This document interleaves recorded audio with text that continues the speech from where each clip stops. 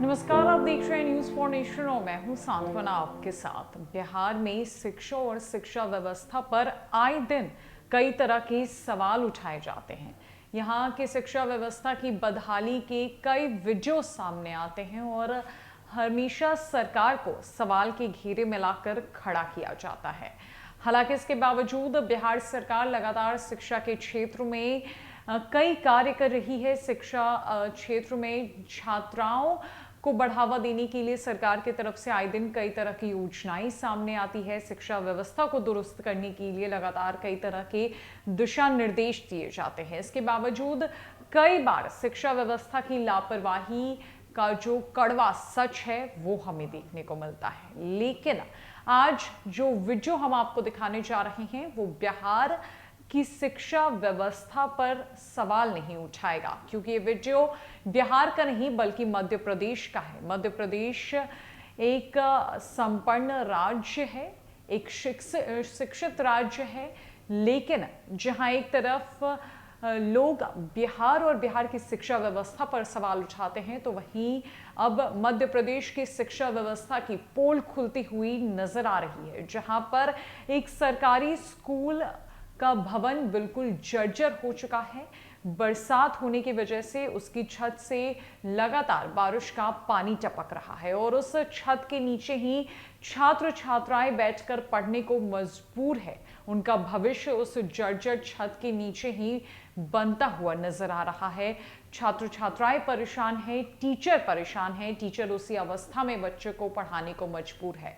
जहां एक तरफ हमेशा कहा जाता है कि बिहार में किसी तरह की कोई व्यवस्था नहीं है, बिहार की शिक्षा व्यवस्था इतनी बदहाल है, लेकिन देश के तमाम राज्य भी ऐसे हैं जहां पर शिक्षा व्यवस्था की पोल खुलती हुई नजर आती है, शिक्षा व्यवस्था की लापरवाही नजर आती है और इस पर सरकार का कोई ध्यान नहीं है। केंद्र सरकार लगातार कई तरह की योजनाएं छात्र छात्राओं के लिए लेकर आती है, विभिन्न दिशा निर्देश दिए जाते हैं, लेकिन इसके बावजूद बच्चों का भविष्य लगातार अंधकार में जा रहा है। जो बच्चे गरीब तबके के हैं, जो बच्चे प्राइवेट स्कूल से अफोर्ड नहीं कर सकते हैं, जो सरकारी स्कूल में पढ़ने जाते हैं, वहां की ऐसी हालात हैं जहां पर वो पढ़ाई करें या फिर बरसात के पानी से खुद को और खुद के कॉपी बुक्स को बचाए। अब ऐसे में सवाल उठता है एक बार फिर से मध्य प्रदेश की शिक्षा व्यवस्था पर, देश की शिक्षा व्यवस्था पर, जहां पर बच्चे उम्मीद लेकर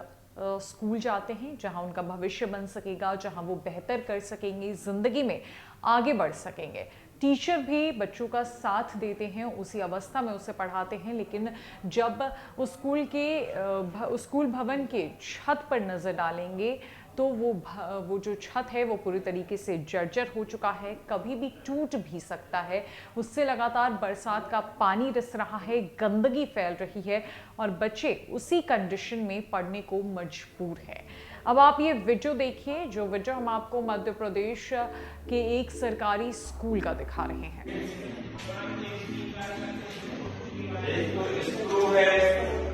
और एरोज है, एरोज है ना, छुपे हुए ना, तो इस तरह से आपको बनाना है। इस प्रकार से ये बढ़िया BAN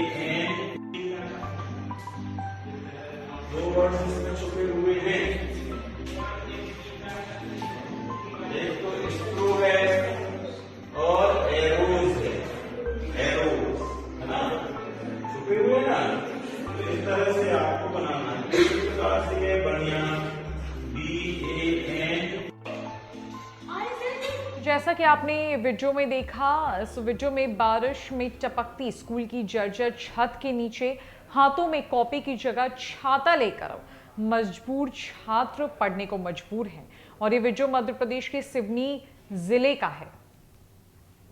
बच्चे स्कूल पहुंचे, कॉपी किताब हाथ में था, लेकिन उनके दूसरे हाथ में छाता भी था। छाता इसलिए क्योंकि मध्य प्रदेश में लगातार बारिश हो रही है और उस स्कूल भवन की जर्जर छत से लगातार पानी टपक रहा है और बच्चों के एक हाथ में छाता है, वो खुद को बचाए रखने की कोशिश में लगे हुए हैं, खुद के कॉपीज और बुक्स को बचाने की कोशिश कर रहे हैं और एक हाथ से अपनी कॉपी पर लिख रहे हैं, टीचर की बात सुन रहे हैं और पढ़ाई कर रहे हैं।